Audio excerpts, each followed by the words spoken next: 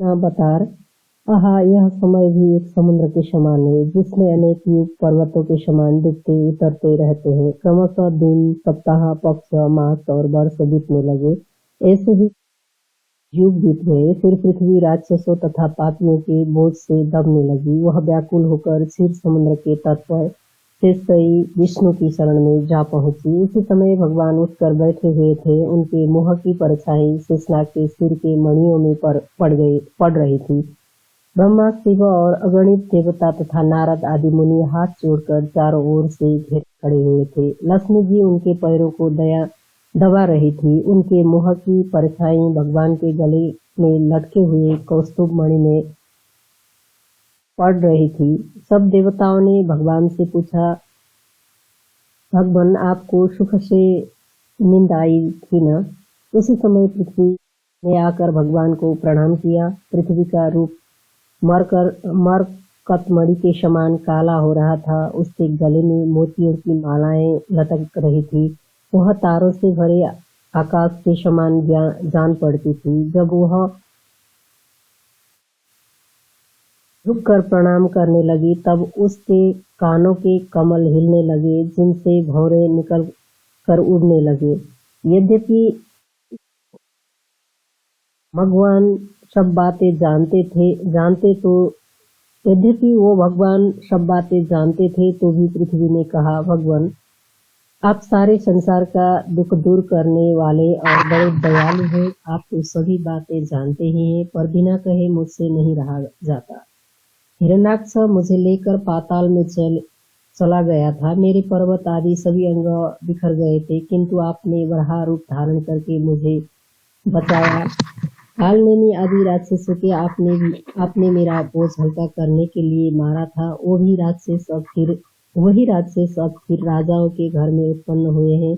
कालनेमी उग्रसेन का लड़का होकर उत्पन्न हुआ। वह बड़ा दुष्ट है। उसके साथी भी वैसे ही दुष्ट हैं। यही अनेक दुष्ट राजा उत्पन्न हुए हैं। मैं उनके बोझ से दब रही हूँ। उनका भार अब मैं नहीं सह सकती। चारों ओर अधर्म हो रहा है। यह समय मुझे बड़ा दुखदायी मालूम होता है। पृथ्वी की बात सुनकर भगवान ने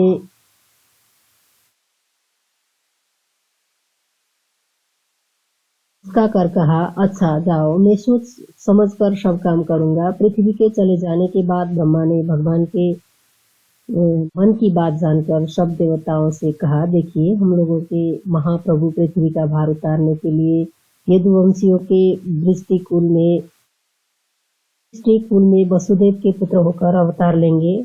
आप लोग भी अपना अपना अंश लेकर अवतार लें।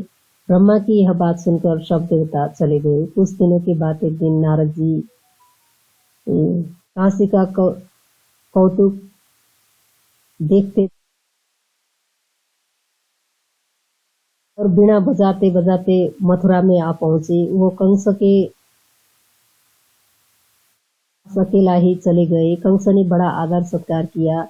उनने एकांत में उससे कहा, राजा, अब तुम धर्म का कार्य किया करो, पाप से अलग रहो, अपनी राज्य लक्ष्मी की रक्षा करो।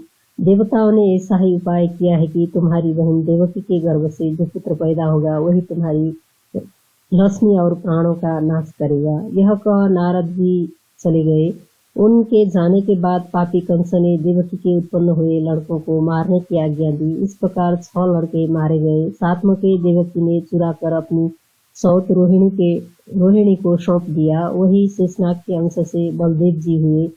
जब 8वां बालक उत्पन्न हुए तब उसी भादों की अंधेरी आधी रात ही में उसे लेकर वसुदेव जी पार करके नंदगोप के घर रखाए और यशोदा की लड़की को उसके बदले में उठा लाए और रात को चोरी से फिर घर आकर अपनी स्त्री देवकी की गोद में लाकर रख दिया।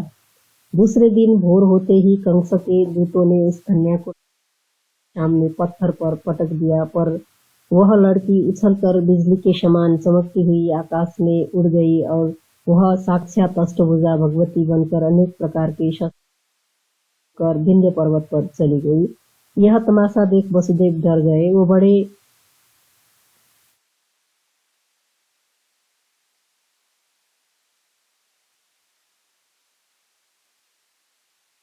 लड़के को भी रोहिणी से लेकर धीरे से नंदक घर पर रख आए। उन दोनों के नाम बलदेव और कृष्ण हुए। उन लड़कों के रहने से यशोदा की शोभा लक्ष्मी के समान हो गई। वो दोनों बालक बड़े ही सुंदर थे। दोनों एक साथ में गंगा यमुना के समान शोभित होते थे। बड़े का रंग चंद्रमा के समान गोरा था और छोटे का रंग मरकत था, नीलम के समान चमकीला और सांवला था। कंस ने अपनी रक्षा के लिए बहुत से बालकों को मार डाला, सही, पर दैव ने उसे मार डालने का उपाय कर ही डाला। क्या वह किसी के रोके रुक सकता है? कंस ने सुना कि गोकुल में 2 लड़के उत्पन्न हुए, राजाओं के बालकों के समान सुंदर हैं। उसके मन में शंका हो गई। वह उन्हें मारने का उपाय करने लगा। जिस समय कृष्ण कंस के भेजे हुए सकटासुर को अपने पैरों के धक्के से मार डाला। कंस की भेजी पुतना अपने स्तनों में विष लपटे कर आई। कृष्ण ने उसका दूध पीकर उसके प्राण भी नष्ट कर दिए। अब धीरे धीरे वो दोनों लड़के पल चलने लगे। यह देख यशोदा बहुत प्रसन्न हुई। अब कृष्ण बड़े वेग से दौड़ने लगे। यशोदा को डर हुआ कि कहीं दौड़ते जाए, इसलिए उसने दौड़ने से मना किया। कृष्ण ने न माना। उसने क्रोध करके कृष्ण को उखल में कसकर बांध दिया। कृष्ण उखल को घसीटते घसीटते अर्जुन की दो उखल दोनों पेड़ों के बीच अटक गई। जब कृष्ण ने जोर से तब दोनों पेड़ गिर पड़े। तब बड़ा भयंकर शब्द हुआ। सब गोकुलवासी डर गए। इसी प्रकार उनने बहुत सड़क खेल किए। गोकुल की भूमि तो पहले भी मनोहारिणी थी ही, पर श्री कृष्ण के रहने से और भी मनोहारिणी हो गई। इंद्र का नंदन वन भी उसकी सुंदरता देख लज्जित हो था। यमुना के तट की शोभा का वर्णन हो ही नहीं सकता। उसके तीर पर हरे वृक्ष तथा लताएं लहलहा रही थी। स्वच्छ जल के झरने, मयूरगण समझकर नाच उठते थे। गोपियों का मधुर गान हरिण लोग कान उठाकर बड़े प्रेम से सुनते थे। कृष्ण का लड़कपन बीतने गया। झलक आने लगी। अब वो हजारों ग्वाल बालों को लेकर गेंद खेलने लगे। एक दिन गिरा।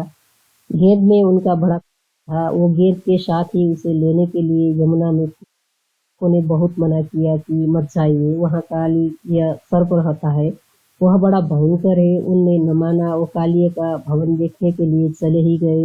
वह स्थान बड़ा भयंकर जान पड़ा। उसके बीच से वहाँ का जल काला हो रहा था।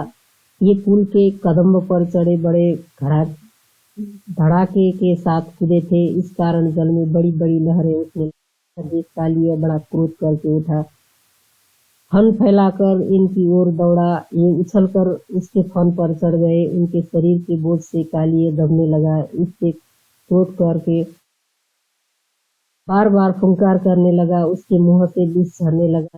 चारों ओर अंधेरा हो गया और काला ही काला देख पड़ता था। जान पड़ता था कि हजारों सर्प कालीय की सहायता करने के लिए आ जुटे हैं। कृष्णचंद्र उसके फन पर बड़े वेग से नाच रहे थे।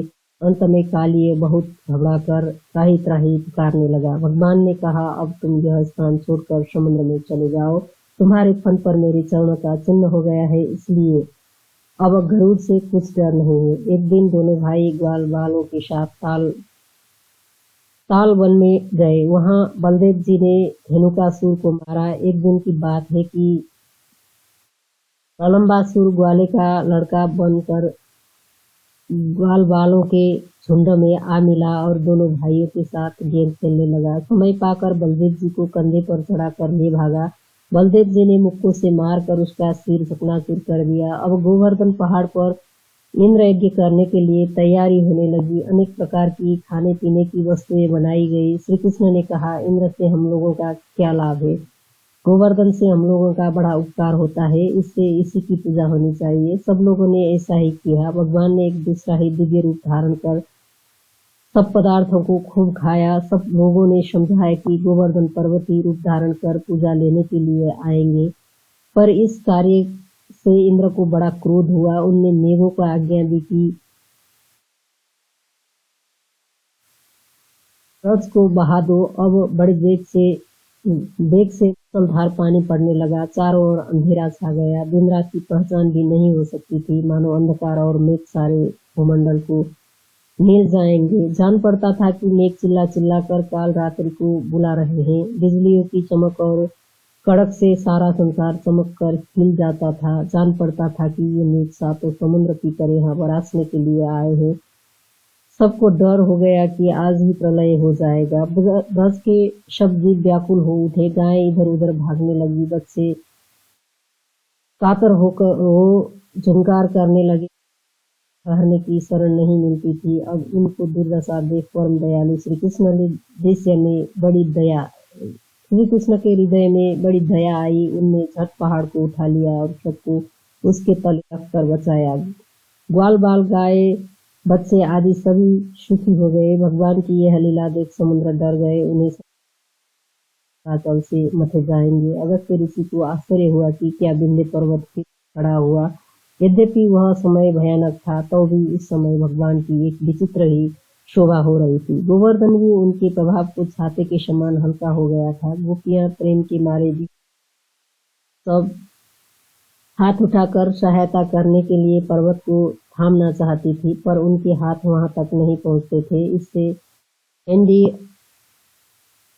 यदि अलगा कर पैर ऊंचा करके उसे छूना चाहती थी तो भी नहीं छू सकती थी। यह लीला देख भगवान मुस्कुराने लगे। भगवान ने जब सबकी रक्षा कर दी, तब मेघ लज्जित होकर लौट गए। इंद्र भी एकांत में भगवान के पास पहुंचे। उनने बड़ी स्तुति कहा, भगवान आप आज से सच्चे गोपालपति हो गए। कामधेनु ने भी इस बात को मान लिया है। अब भगवान धीरे धीरे जवान होने लगे। जैसे हाथी मत को और दूत वसंत को पाते हैं, वैसे ही श्री कृष्ण ने नए पा लिया। अवस्था के साथ ही साथ उनका प्रताप भी बढ़ने लगा और उत्साह भी उसके साथ ही था। उनकी नई जवानी की देख नयन मोहित हो जाते थे। वह सुंदरता देख गोपियां पागल सी होने लगी। उनकी चाल धीमी पड़ गई। उनका मन सदा कृष्ण की टेढ़ी भौंगे की बीच सी रहने लगा। वो हर बातों में उन्हीं का नाम लेते हैं। नींद तो उन्हें आती ही न थी। न मालूम उनकी लाज कहाँ चला गई। मन सदा कामदेव जी की ओर जाने लगा। गोपियों के प्राण उन्हीं में निवास करने लगे। वो लोक लज्जा छोड़ उन्हीं की सेवा करने लगे। वो सदा उन्हीं का ध्यान करने लगे। आपस में एक दूसरे को ताना देने लगी कि क्या तुझे घमंड हो गया, क्या भगवान ने तुझे प्रेम भरे नयनों से देखा है। जा जा, तेरी जैसी हजारों गोपियां हैं, क्या वे एक तुझे ही देखेंगे, क्या तू ही एक भाग्यवती है। उसी पागलपन में एक कहती थी, अरे काला भौरा जा, हट जा, तू मेरा चंचल अंचल क्यों खींचता है, मेरी आंखों में क्यों समाया आता है, क्यों मेरे शरीर में लिपट कर मेरी है। हे, क्या तू मेरे कोमल ओठों को भी काटेगा। रे सखी बेगा, देख यह चंचल भौरा मुझे सता रहा है, मुझे बचा। यह मुझे फूल भी नहीं तोड़ने देता। नहीं जान पड़ता हटाने से कहाँ जा छिपता है और तुरंत ही फिर आगे आ जाता है। इसी प्रकार गोपियों के स्वभाव भी बदल गया। गोपियां भोली भाली थी, वो भी अब कृष्ण को मोहित करके अपनी परछाइयां जल में देखने लगी। ललाट में बेदी और आंखों में काजल लगाने लगी। लताओं के चूहाने पल्लव तोड़कर कानों के भूषण बनाने लगी। बालों में सुगंधित फूल गूंथने लगी और महावर या मेहंदी लगाने लगी। नहीं जान पड़ता उन्हें श्रृंगार करना किसने सिखला दिया। ठीक है, जाना सबका गुरु नया प्रेम ही। चारों गोपियां थे और श्री कृष्ण जी सभी को प्यार करते तथा प्रसन्न रहते थे, पर उनका सबसे अधिक प्रेम श्री राधा ही पर था।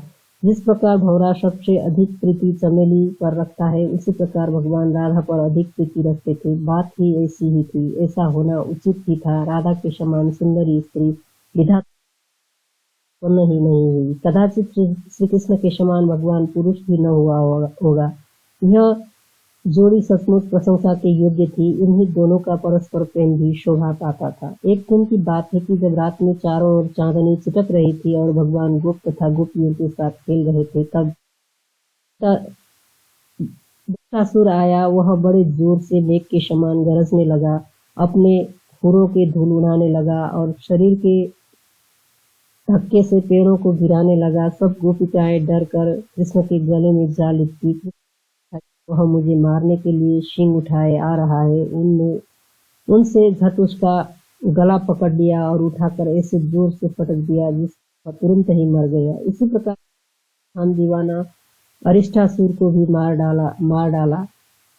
अब धीरे धीरे भगवान की आश्चर्य भरी बातें चारों ओर फैलने लगी। उसके दूसरे परम मित्र केसी घोड़े का रूप बनकर आया। वह अपनी खुरों से खोदने लगा। उसके सिर पर बड़ी बड़ी सींगें थी और 3 कानें थी।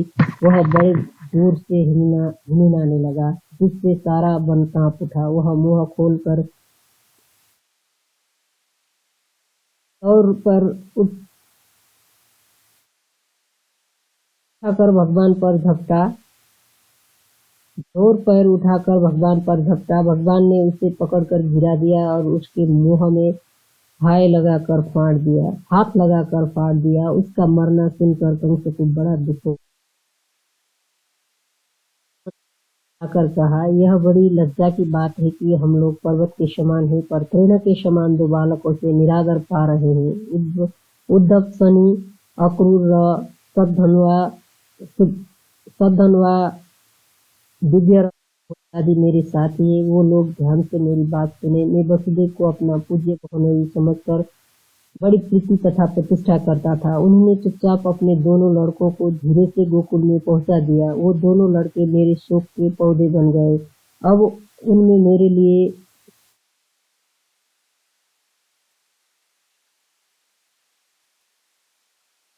फल लग रहे हैं। नीतिकारों ने सच ही कहा है कि अपनी जाति के लोगों से बहुत डरना चाहिए। देखिए, रावण भी विभीषण ही के बताए उपायों से मारा गया। अपना आदमी भेद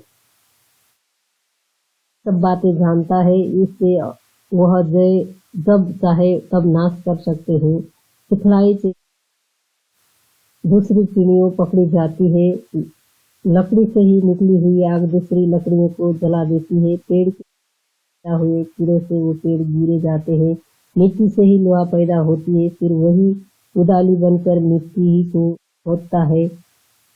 पहाड़ी से नदियां निकलकर पहाड़ों को ही गिराती है। जाति की हुई खदायनी होती है, उससे बचना बड़ा कठिन है। हड्डियों के लोहे के बने हुए बाणों से अधिक चोट पहुंच जाते हैं वो बाण जिनके मुंह पर हड्डियों की नोक लगी रहती है। जाति के लोग जाति ही का धन खाते हैं, पर जाति को धनी देख कहा भी करते हैं। वे दूसरे ही को धनी देखकर प्रसन्न होते हैं, जिनके धन से कुछ भी फल नहीं। वासुदेव जी ने कौन सा अच्छा काम किया कि अपनी जाति के डर और डाह से अपने दोनों पुत्रों को ग्वाला बना दिया। पहले तो मैंने अपना बंधु बांधव समझकर उन दोनों को छोड़ दिया था, पर अब वो ही मेरा भुजा काटने के लिए तैयार है। अब मुझे बड़ी चिंता हो रही है। कृष्ण ने अरिष्ट और मेरे मित्र केशी को मार डाला। उसके भाई बलदेव ने प्रलंब और धनुक को मारा। अब मुझे क्रोध हो आया है, इसलिए ऐसा उपाय करूंगा जिससे वो दोनों न करें। कंस ने बड़े क्रोध से ऐसा कहा, जिसे अनादर और दुख प्रकट होता था। उसका वचन सुनकर नीति चतुर कहा, महाराज, हम लोग आप ही के हैं, हम लोग को पर मत क्रोध कीजिए। आपको उचित है कि यदि अपना सेवक क्रोध का लोभ करे या डर गया हो व निरादर पा चुके हो तो उसको संतोष दें। क्रोधी को धन से, निरादर पाने वाले को आदर से और डरे हुए को धीरज जनों को मिला लेने ही राजा का भय दूर होता है। अपने आदमी को क्रोध करके अलग कर शत्रुता से नहीं नष्ट होती। धकधकती हुई आग पानी से बुझते हैं, न कि आग से। बलराम और कृष्ण आप ही के हैं, वो आपके पुत्र के समान है। अपने बंधु के पुत्र की रक्षा करने की से राज्य लक्ष्मी की रक्षा होती है। यदि राजा अपने परिवार का रक्षा कर देता है तो उसका बल नष्ट हो जाता है। यदि राजा अपने भाई बंधुओं के अपने राज्य से निकाला देता है तो वो बंधु इधर उधर जाकर भीख मांगते हैं। इससे राजाओं को निंदा होती है और प्रतिष्ठा घटती है। यदि उसका पेट नहीं भरेगा तो दरवाजे जाकर हाथ पसारेगा। सच में आपके बंधु के लड़कों का ग्वालों के साथ रहना ठीक नहीं। जब तक वो आपसे ही नहीं फूट गए हैं तभी तक ही उन्हें मिला लीजिए, नहीं तो किसी कुछ। इसके बाद अक्रूर ने भी कंस से कहा, जिसकी एक थाली में बैठकर भाई लोग भोजन नहीं करते और जो अपने पालन पोषण करने में प्रसन्न रहता है, उसके धन व्यर्थ है। जिसके धन दान भोग, बड़ों के सत्कार, दासों के पालन और भाई बंधुओं के खाने में खर्च किए जाते हैं, उन्हीं के धन सफल हैं। जिनके दरवाजे पर आकर भाई बंधु, ब्राह्मण, याचक और दरिद्र बिना खाए पाए लौट जाते हैं, उनके घर मरघट के समान है। आपकी संपत्ति समुद्र के समान अथाह है। उन्हीं के भाई बंधु रामकृष्ण घास पात का बिछौना बिछाकर सोते हैं। यह कैसे बात है? जब सभी अपना ही पूर्व जन्म का किया पुण्य पाप भोगते हैं, तब आत्मीय वर्ग का धन व्यर्थ ही है। आपकी जाति के एक मनुष्य पर दिन नहीं है। उनकी केवल लीला ही से देवताओं के पास इतनी संपत्ति है। जिस समय इंद्र ने क्रोध किया और मेघों को ब्रज बहा देने की आज्ञा दी, उस समय श्री कृष्ण ने गोवर्धन पर्वत उठाकर सबकी रक्षा की। फिर इंद्र को भी जाना पड़ा। कालिय सर्प का अभिमान ही नष्ट किया और उसके फन पर अपने चरणों का चिन्ह बनाकर उसकी रक्षा होती है। जो अपने गुणों ही के कारण शोभा पाते हैं, जो रण में अपने पराक्रम से विजयी होते हैं, जिनका रूप चंद्रमा के समान चमकता है, जिनके हाथों में ऐश है और जो अपने निश्चल प्रेम से मित्रों के चित्त आनंद की वर्षा करते हैं, वे कृष्ण बड़े पुण्य से मिलते हैं। उनका बंधु बनना बड़े भाग्य की बात है। उनके समान बंधु आपका दूसरा कौन है? जिनका संग कभी व्यर्थ होने वाला नहीं है, जिनकी कृपा से ग्वालों ने इंद्र को नीचा दिखाया। यदि आप मेरी बात सच्चे मन से माने तो मैं आपके कहने से कृष्ण को ले आऊं। इस समय आपके घर इसी बहाने कहिए तो उन्हें बुलाऊं। अक्रूर की बात सुनकर कंस के हृदय में तो बड़ा दुख हुआ, पर उस दुख को छिपाकर उसने कपट करने की इच्छा से कहा, अच्छा जाओ ले आओ। इसके बाद अक्रूर रथ सकर ब्रज की ओर चले, मथुरा को छोड़ आगे बढ़े। मथुरा की सुंदरता का वर्णन करना कठिन है। जितनी मथुरा पुरी थी, उसकी चारों ओर छोटे छोटे ग्राम करधनी के समान शोभा पाते थे। पुरी के बाहर किनारे ही पर हजारों खेतों में पके हुए धान झुक रहे थे। मयूर आदि पंछी उन्हें खाना चाहते थे, जिन्हें गोपियां बड़ी सावधानी से भपा रही थी। फूलों की धूलों से चारों दिशाएं पीली पीली हो रही थी। नगरी चारों ओर केलों के सघन वृक्ष लगे थे, जिनकी हरियाली छा रहा था। दाखों के पेड़ों के नीचे सघन शीतल छाया फैल रही थी। इन कारण से जान पड़ता था कि मथुरा के बाहर सदा सांझ ही रहती थी। आगे जाकर अक्रूर ने गोकुल की बाहरी दृश्य देखा। गोकुल के चारों ओर सुहावने सघन वन थे, जिनमें ताल, तमाल, साल, केला, आम, आंवला, खजूर, बेल आदि अनेक पेड़ लहलहा रहे थे। कहीं कहीं निर्मल जल शुष्क झरने झर रहे थे, जिनके कारण तीर पर उगी हुई घासें तथा लताएं हड़हड़ी हो रही थी। हरियाली की निराली छटा थी। जिस समय गोपिकाएं दही मथने लगी, मंद गर्जन के समान अति मधुर ध्वनि होती थी। उस वन के किनारे ही यमुना बह रही थी, जिससे कलकल धूनी स्वच्छ पतली लहरें उठती थी। वहां शीतल मंद सुगंध सुहावनी हवा बहती थी, जिसके लगने से बटोहियों की थकावट मिट जाती थी। अक्रूर ऐसा गोकुल देख अत्यंत आनंदित हुए। कृष्ण ने दूतों के मुँह से के समान पूज्य अक्रूर जी आए हुए हैं, उनकी पूजा करनी चाहिए। गोपों ने ऐसा ही किया भी। वो लोग खीर आदि लेकर अक्रूर से मिले। अब अक्रूर जी ने बड़े देख से रथ से उतरे। उनके दोनों कानों में रत्नजड़ित कुंडल हिल रहे थे। उनमें दूर ही से श्री कृष्ण को वो मन में सोचने लगे। मुझसे नारद जी ने कहा था कि वही पुरातन पुरुष भगवान पृथ्वी का भार उतारने के लिए उत्पन्न हुए। क्या वही ये है? हाँ, धन्य है। कैसे इनके कमल के समान नेत्र हैं। सारा शरीर मरच्छत के समान चमक रहा है। जान पड़ता है कि ये अति मधुर सुधाधार से मेरा हृदय शीतल कर रहे हैं। मधु और दृष्टि वंश धन्य। यदु और भगवान कृष्ण ने अवतार लिया। वो इस प्रकार ध्यान करते थे तथा आंखों से अविरल आंसू बहाते बड़ी चाह से भगवान के पास पहुंचे। बलदेव और श्री कृष्ण ने सिर झुका, उनके दोनों पैर छूकर अक्रूर ने दोनों को शुभाशीर्वाद दिया और उठाकर छाती में से लगा लिया। फिर आसन पर बैठकर पूजा लेने के बाद अक्रूर ने श्री कृष्ण से कहा, हे श्री कृष्ण, तुम्हारे दर्शन से मेरा हृदय आनंद के अमृत से भर गया। तुमसे बातचीत करने से जो सुख उत्पन्न हो रहा है उसके लिए अब हृदय में कहीं स्थान नहीं है, उसे कहाँ रखूं। वसुदेव बहुत बड़े पुण्यवान होकर भी अभागे ही बने हैं, जिनने तुमको पुत्र पाकर भी अपना आंखों से अब तक नहीं देखा। तुम तीनों लोगों की उत्पत्ति, पालन और नाश करने वाले हो। तुम्हारी गुप्त कथा कौन कह सकता है। तुम्हारी ही कारण तुम्हारे पिता कंस की गालियां सुनते हैं। सच है, भावी नहीं टहलती। संसार का भार उठाने वाली यह पृथ्वी भी धन्य है। का भार उतरने के लिए तुमने जन्म लिया है। क्या तुम उस देवकी को भूल गए? पाते हैं जिस प्रकार राम के बिना कौशल्या बिलखती थी, उस प्रकार देवकी तुम्हारे बिना बिलख रही है। कंस के घर धनुष यज्ञ होने वाला है, उसने तुमको निमंत्रणा दिया है और तुम्हारे चलने से यदुवंशी अपने को भाग्यवान समझेंगे और बहुत ही आनंदित होंगे। इसलिए नंदा आदि सभी गोप पर नजर लेकर तुम्हारे ही सखा कंस के पास चले। यह वचन सुनकर भगवान ने कहा, मैं आपकी आज्ञा नहीं टाल सकता। कल मोरे भोर होते ही मैं चलूंगा। दूसरे दिन भोर होते ही अक्रूर, बलदेव और कृष्ण रथ पर चढ़कर सात मथुरा चले। मैं राधा से चला आया। यह बात सोचकर भगवान के मन में बड़ा दुखद चिंता और शोक हुआ।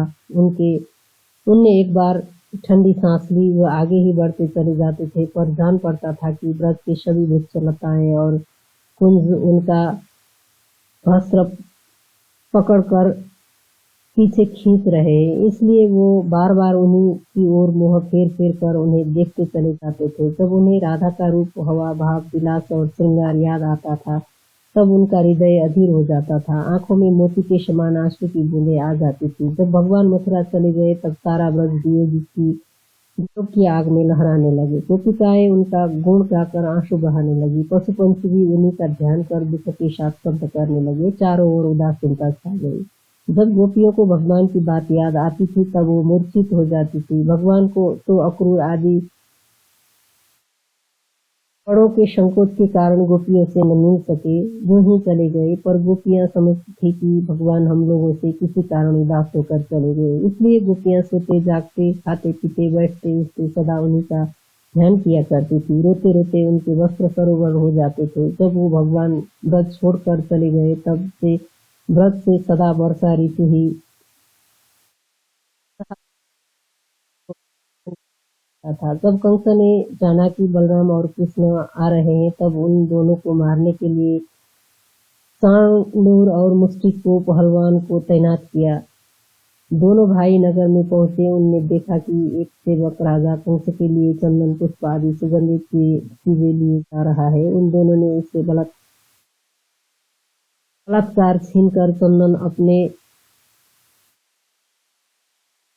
शरीर में लगा लिया और मालाएं गले में डाल ली। एक सेवक कंस के पहनने के लिए जो उत्तम आ रहा था, उसके हाथ से उन्हें भी छीन लिया और अपने अपने शरीर में पहन लिया, जिनसे उनकी शोभा चौगुनी हो गई। इस प्रकार ब्रज सज धज के कर वो दोनों राजद्वार पर पहुंचे। कोठे पर बैठी हुई देवकी ने उन दोनों को आते देखा। प्रेम के मारे उसकी आंखों में आंसू भर आए और इस तरह से दूध की धारा बह चली। कंस ने हाथीवन को पहले ही सिखला दिया था कि इसलिए जब दोनों फाटक पर पहुंचे, तब हाथीवान ने उन लोगों को हाथी से फिसलवा देने के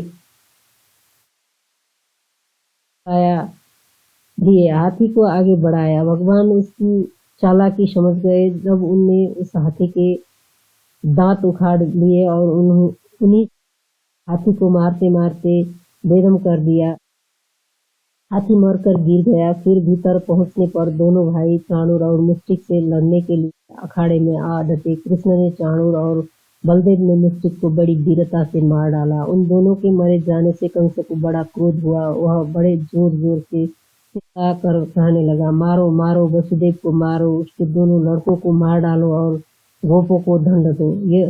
यह सुनते वाले हाथी के समान दौड़कर कंस के पास पहुंच गए। उन्हें देखते ही सब सभासद डर गए। डर के मारे सेविकाओं के हाथ से चौर गिर पड़े। भगवान ने तुरंत कंस की चोटी पकड़ सिंहासन से नीचे गिरा दिया और उसकी छाती पर चढ़कर उसे मार डाला। धोखे से उसका मुकुट गिर गया और गले की मालाएं टूटकर हंस पड़ी। उस समय कृष्ण का सुंदर स्वरूप भी नरसिंह के समान भयंकर जान पड़ने लगा और कंस भी हिरण्यकशिपु के समान मरकर गिर पड़ा। कृष्ण ने कंस को मारकर उसके पिता सिंहासन पर बैठा दिया। फिर दोनों भाई अपनी माता देवकी के चरणों जा गिरे। माता प्रेम से आंसू की धारा बहाने लगी। अब दोनों ने गुरु से सारी विद्याएं सीखी। सारी विद्याएं स्वयं उन्हें आ गई। कृष्ण थोड़े ही दिनों के बाद दक्षिण के देश राजा भीष्मक की लड़की रुक्मिणी को चुरा लाए। वो लक्ष्मी थी जो उन्हीं के लिए हर उत्पन्न हुई थी। रुक्मिणी के गर्भ से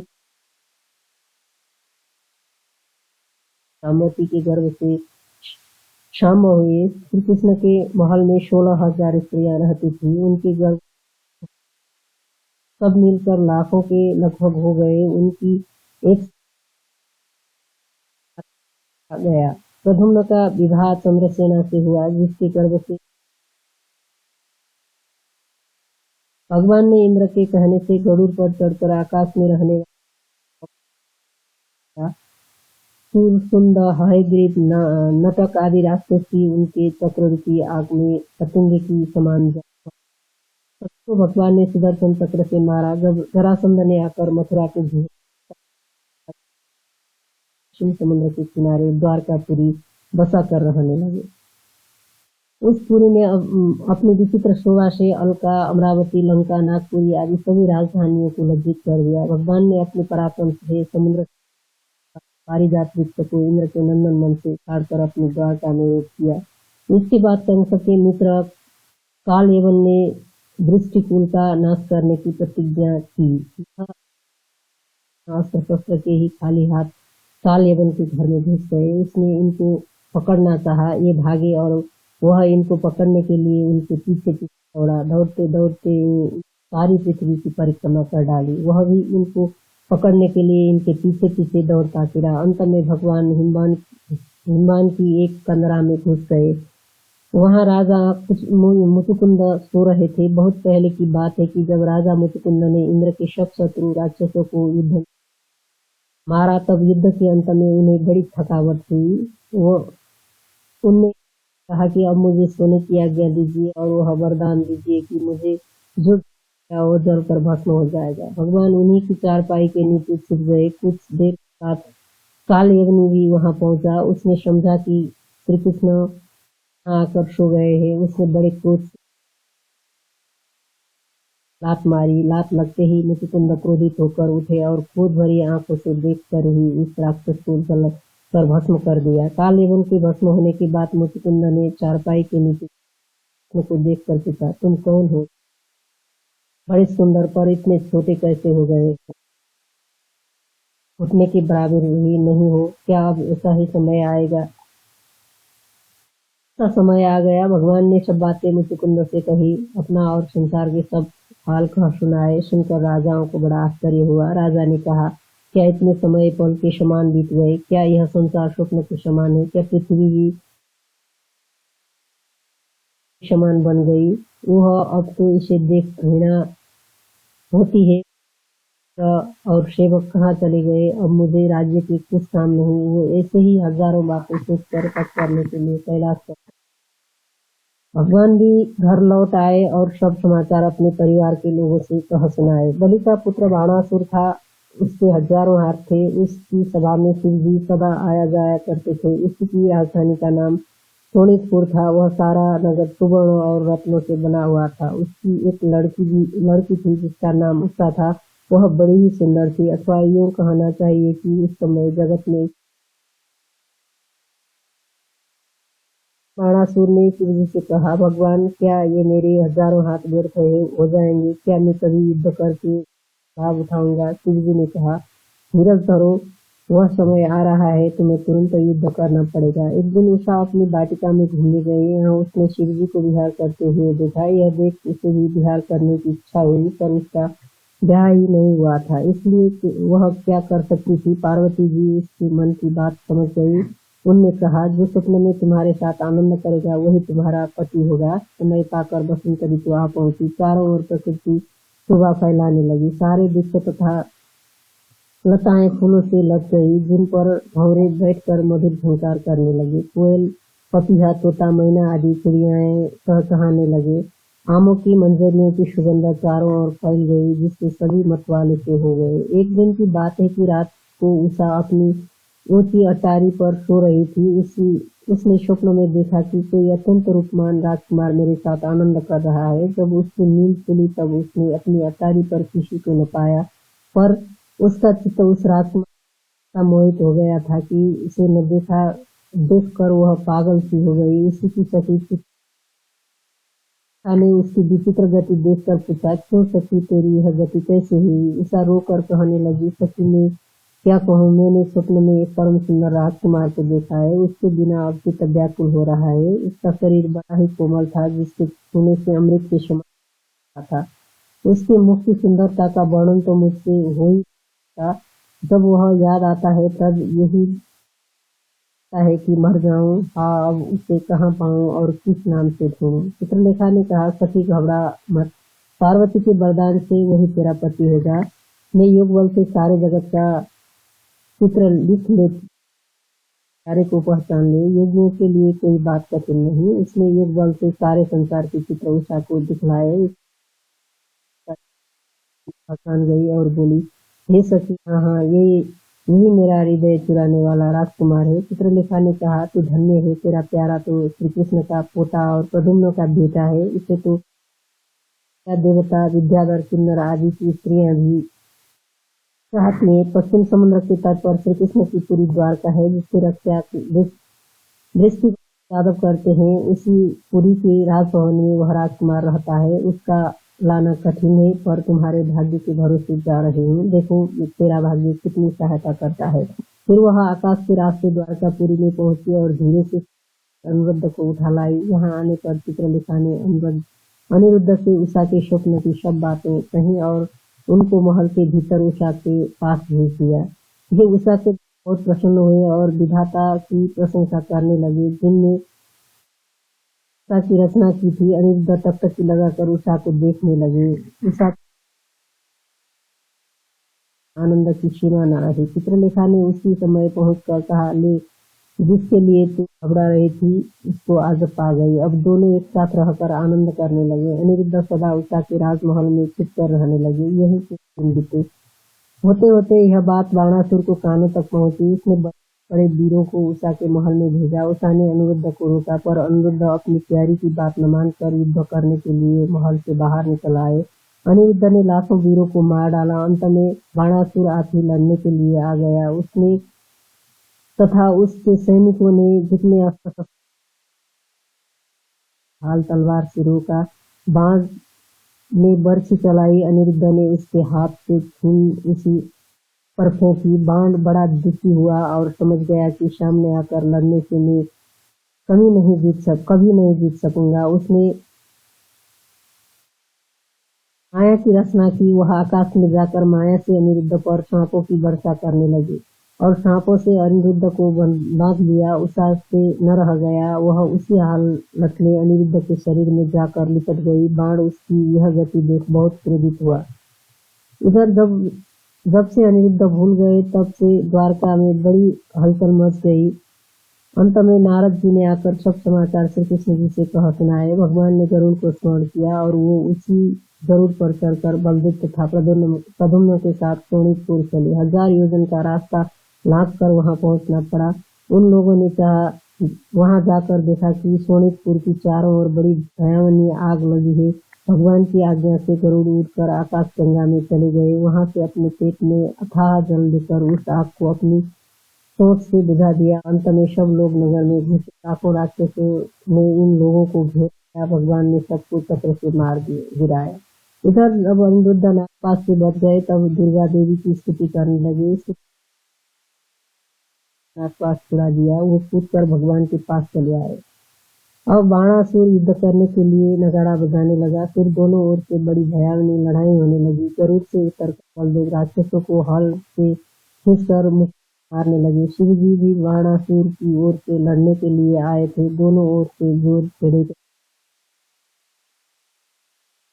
हार गया। तब शिव और कृष्ण से परस्पर युद्ध होने लगा। कृष्ण ने इतनी बाण छोड़ी कि शिव जी घबराकर रण से भाग चले। अब खुद बाणासुर लड़ने के लिए आया। वह चारों हाथों से अगणित बाण छोड़ने लगा, पर कृष्ण ने अकेले ही अपने बाणों से बाणासुर के 1000 बाण काट दिए। अंत में भगवान ने अपना सुदर्शन चक्र से बाण के 1000 हाथ एक ही क्षण में काट गिराए। जब बाण के सब हाथ कट गए, तब वह शिव जी के पास जाकर उनको प्रसन्न करने के लिए नाचने लगा। शिव जी के वरदान से वह बाण चतुर्भुज महाकाल बन गया और नंदी के समान शिव जी का बनकर उन्हीं के पास रहने लगा। क्यों न हो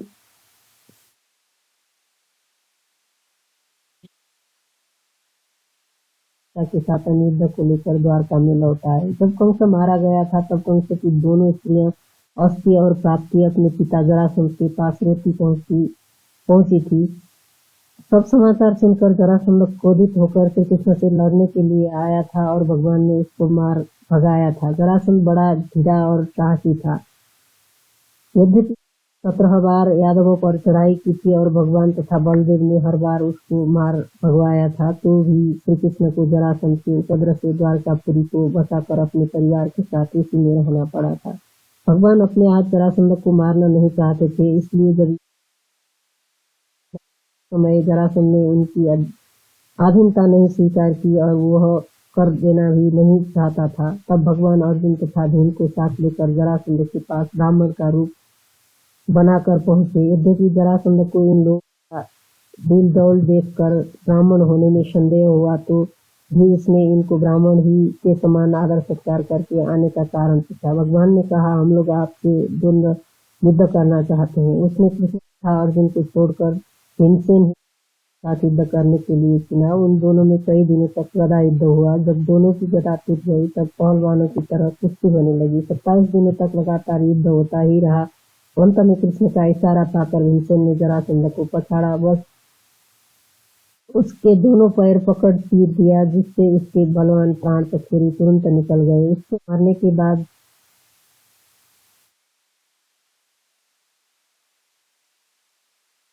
के पुत्र सहदेव को राजगद्दी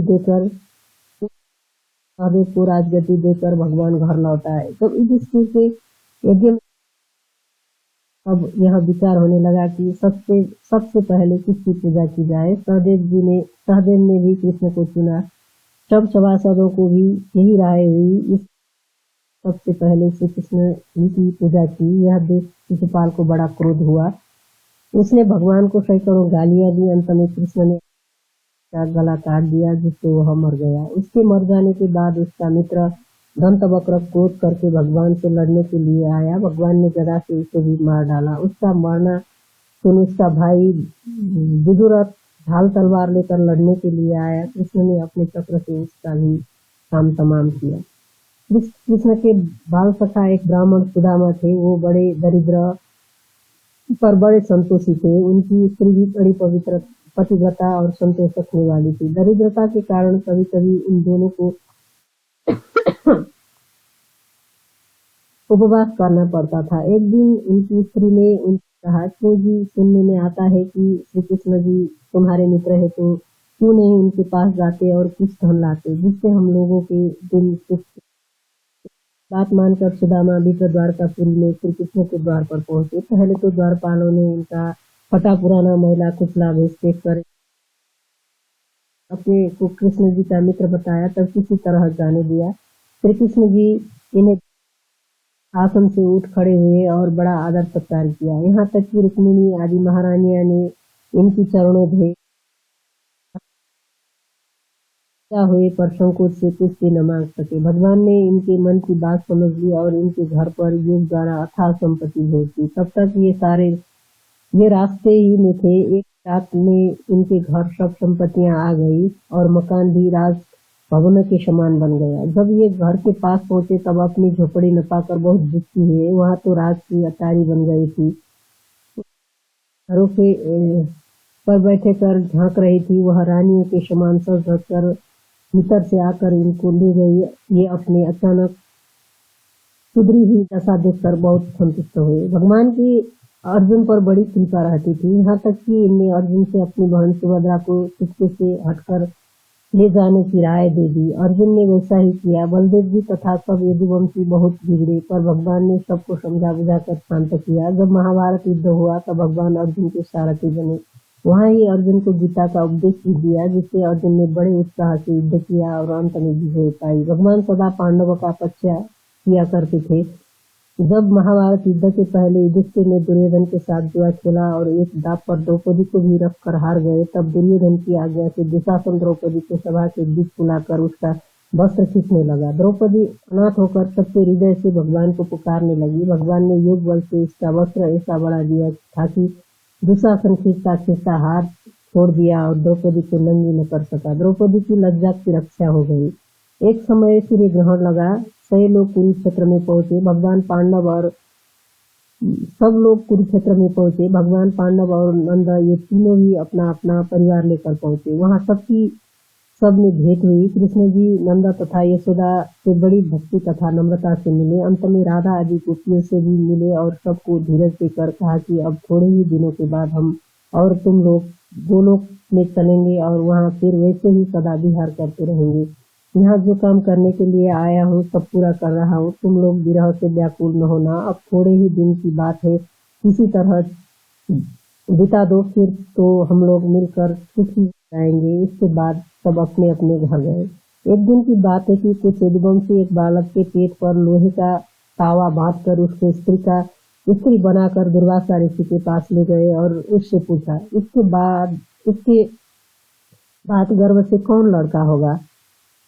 मुनि ध्यान करके उनकी ढिठाई समझ गए और क्रोध करके बोले, इसके पेट से जो लड़का होगा वही यदुवंशियों का नाश करेगा। यह सुनकर लड़के डर गए और उस तावा को टुकड़े टुकड़े करके समुद्र में डाल दिया। उन्हीं टुकड़ों से ऐसे उत्पन्न हुए जिनके पत्ते ठीक तलवार के समान कठोर और तेज हुए। एक दिन सब यादव